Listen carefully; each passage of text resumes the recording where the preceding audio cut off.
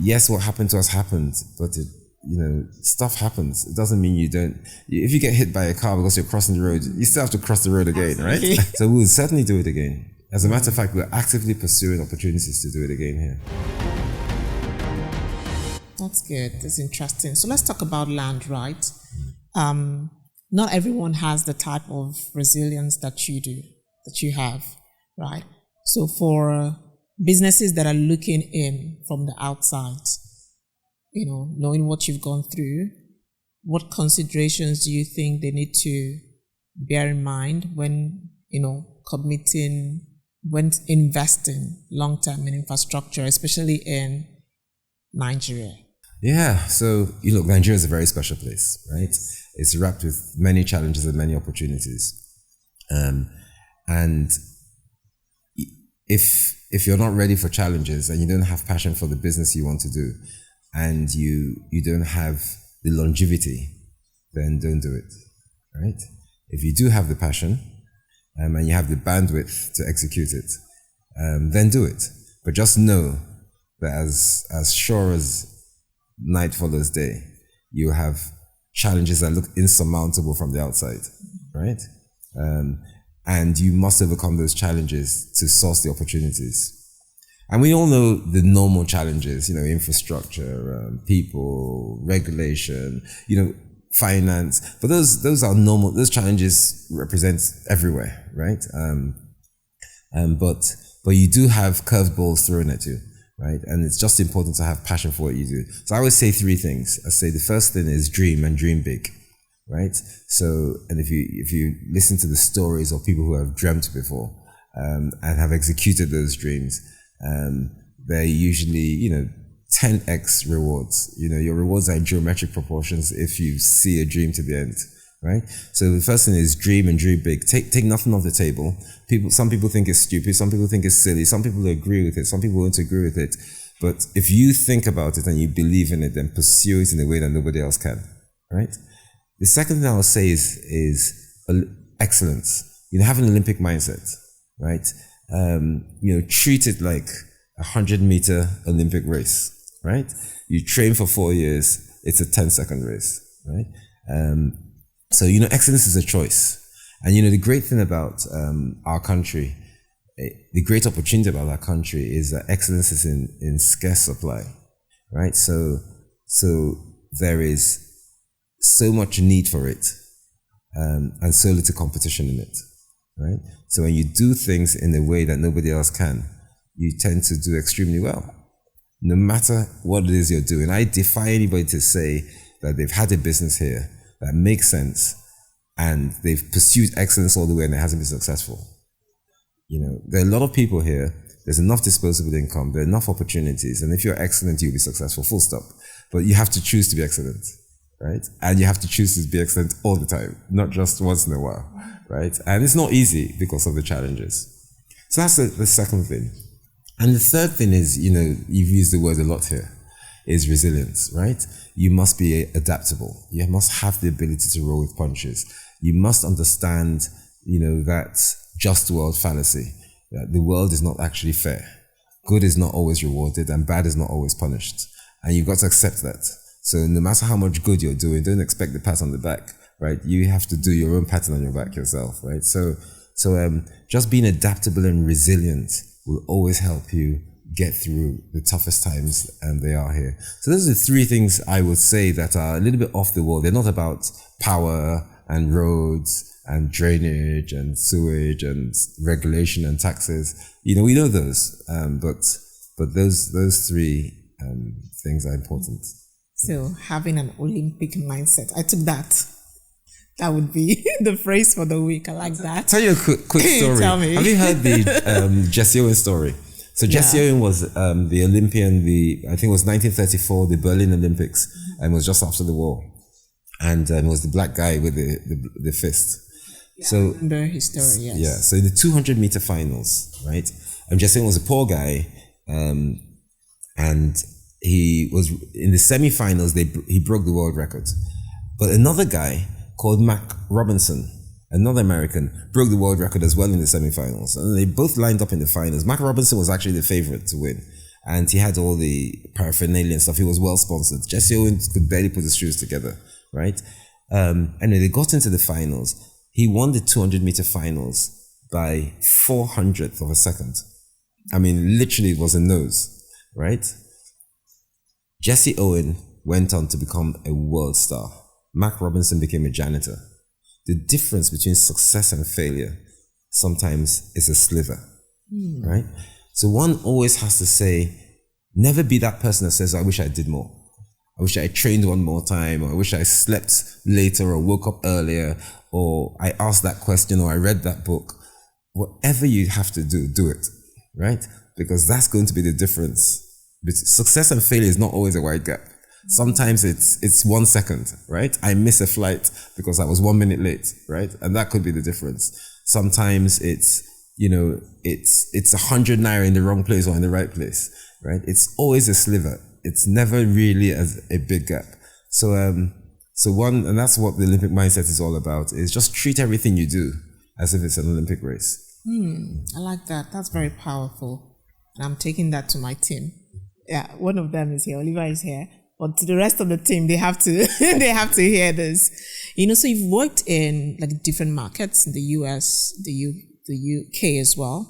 And now you're leading one of Africa's most viable property brands. We know that, right? What do you think would surprise global investors about how African entrepreneurs think about risk? And what do they often get about this market, especially, the investors in this case? Nigerians are some of the happiest people in the world, right? Some of the brightest and smartest and hardworking. So there's always a buzz. So the Nigerians tell you so much about how good Nigeria is, right? But after you spend some time here, when you're leaving, you realize it's never as bad as they told you it was going to be. But it's actually never as good as you were told on the inside either, right? So there's a big balance. So one of the things I say about risk, how we approach risk here.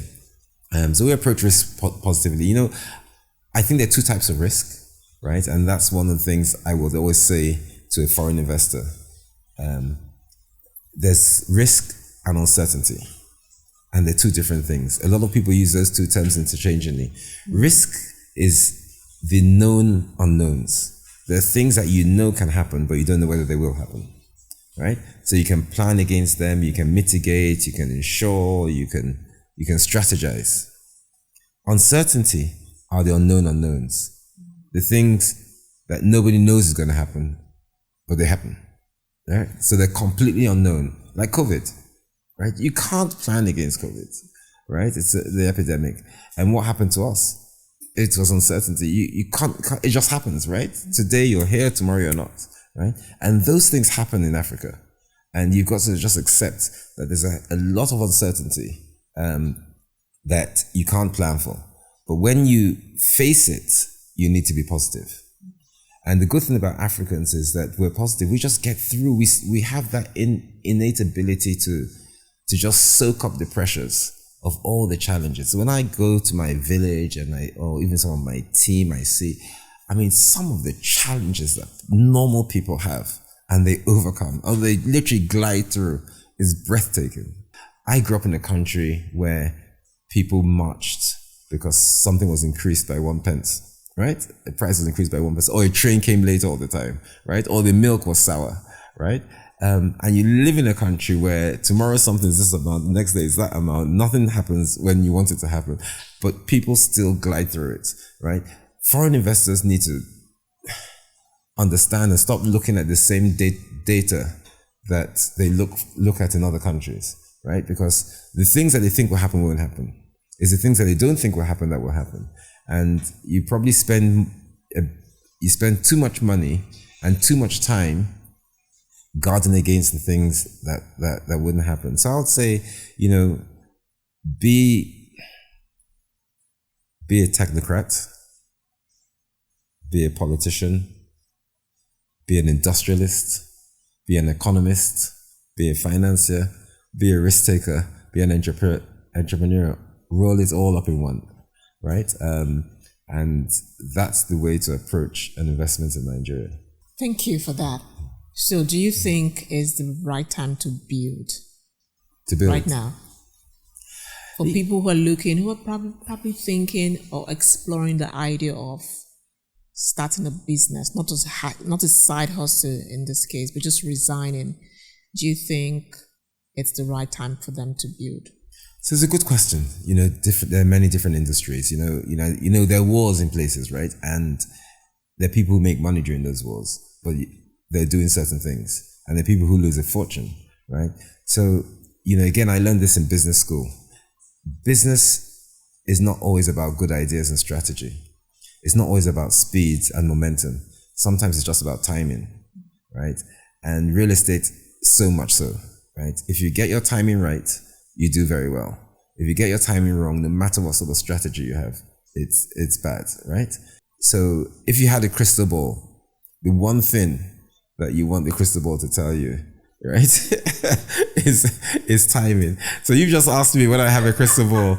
In my industry, look, I'm in the mass market business, leisure, and lifestyle industry, and I say the time is now to build for many reasons. This is the time when the population is growing. This is the time when the borders between leisure and work and home are graying out, where people want a lot more leisure infused in their work and in their homes.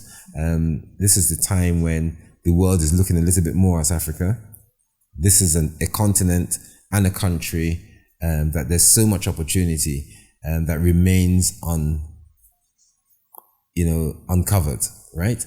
Whereas a lot of developed markets, those opportunities are uncovered. This is a time when there's so much talent, and this digitization of the world, it's breaking through and accelerating so many things in Africa and in Nigeria more specifically. So yes, it's a good time, right? But again, as I said, timing is more important than speed. So whatever it is you're building, you need to build it knowing that when you're going to complete it, how much it's going to cost, what your market is, to make sure that market is still there, right? By the time you finish it, yeah? So, I would say, look, there's so much opportunity in developing countries, which is why they're called developing countries. So there's never really a bad time yet. When you go to Britain, there's a bad time to build. There's a bad time to start a business. There's a great time to start a business, because those are economies. You see the cyclical nature of those economies. You know when it's a good time and a bad time. Here, you don't really know. So whatever you do it, but do it very well. Get it right, if you can. If you can, and if you can't, try regardless. Start again. Yeah. If you try and fail, start again. And if you try and fail, start again, right? And you keep on doing that, and you'll get it right one day. One day, I agree. So, as someone who designs environments that shape how people live and work, leisure, what are you saying in how businesses are adopting their physical spaces to meet today's economic and social pressures? Yeah. So I just spoke about, I think the borders between business and leisure are graying out. And people want to, they want to live where they work. Right? That's why there's all this work from home drive. They want to play where they live, and they want to play where they work. So that whole thing is all in one box. I'm an architect by training, and real estate is a platform. I always say it's a platform for humanity. My wife doesn't like that because she's a doctor. She thinks it's more important than buildings. But what real estate actually does do, it's a science of spaces. It's how do you create spaces that adapt to people, what people want, right? So the biggest mistake you can make as a real estate entrepreneur is build the things that you like, right? The best thing you can do as a real estate entrepreneur is figure out what the people want and give it to them, right? Because they will always come for it. But what the people want changes, because it changes with demographics, it changes with lifestyle, it changes with earning power, and you've got to study that, right? So you don't study the buildings and say which buildings are nice, how much does concrete cost. Those things don't matter that much, right? You lose your shirt, even if concrete didn't cost you money, if you built the wrong thing in the wrong place at the wrong amount, right? So I would say that study people's lifestyles, study trends, and create spaces that meet those lifestyles and meet those trends. Because real estate, you're building for the future. You're not building for the present. Because whatever it is you do today will only become available tomorrow. right? So if you build for the present, you're in trouble. So that crystal ball again, right, is required. I agree. Yeah. You know, so there are a lot of people that know you as a big time investor. I mean, we watched the Lions Den. A huge fan, you know that, right? So as an investor, right, what do you look out for before you determine that this is a viable business to put my money in? Is it a business that can be scaled? Can it do things? Or is it just a business that can feed one family, right? So obviously as an investor, you want a business that can scale, that many people want and can go to many places. The third thing, and probably the most important thing, I didn't start with it. I mean, people is important, but you know, is it a good idea, right? What you're investing in, does it solve a problem? Because if you solve a problem, you always do well. And if you look at businesses that have done incredibly well in very short periods of time, it's because they've solved problems. Now, a lot of them in this day and age, you know, are technology enhanced businesses because technology solves problems, right? It makes things faster, cheaper, shorter, quicker. You know, it brings things closer to people. So once you can solve a problem, and when you look at Africa or Nigeria's unique problems, there are billion-dollar businesses all over the place that haven't been done yet, right? Because there's lots of unique problems that need to be solved by for the masses, right? So whether it's things like digital escrows, whether it's currency swaps, whether it's you know, online marketplaces, you know, there's just so many issues to solve that there's so many good businesses out there, but you've got to match people with those businesses. So, you know, you talk about resilience a lot, and from all you've said, resilience is also about reinvention, not just only survival, right? In your leadership journey, what's something that you had to unlearn to keep evolving with the markets? Good question. So I would say probably control. So, you know, you grow up, you go to school, you graduate, you start working, you get a family, you're controlling a lot of things, right? But when you get into a business and you're now leveraging on other people's abilities, right? You need to let them work. You need to give up control. You need to make sure that people bring their own creativity, their own intelligence, their own work ethic, their own views. And you need to find a way to provide the right sort of buckets for those views and those things to harness, right? So I'll say the one thing I had to unlearn over a period was control. Yes. The ability to give up control. I like that.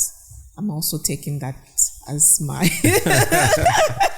you know, I'm noting that because I run a business as well, so it's very key. And I don't always practice what I preach, but I'm conscious. You're conscious of it. You know, I mean, we can't do everything we say, but we can only try. Yes. You know, but I know you do practice what you preach because you're our clients. I don't know if you know that. Yes, I do. Exactly. I do, of so, course, yes. I mean, working with your people has been, you know, quite positive, I would say. Great. You know, I'm glad we have to a hear. very good relationship with the team. Yeah. So I would not let you go without asking you this final question, right? If you're in a room filled with overwhelmed entrepreneurs and you have 60 seconds to speak to them, what would you say? And this time I'd like you to look into the camera and speak to them. It's a very difficult question, but let me try. So I will highlight some of the things I've said. So one of the things I will say is, look, those three things again. One, have a dream and pursue that dream in a way nobody else can.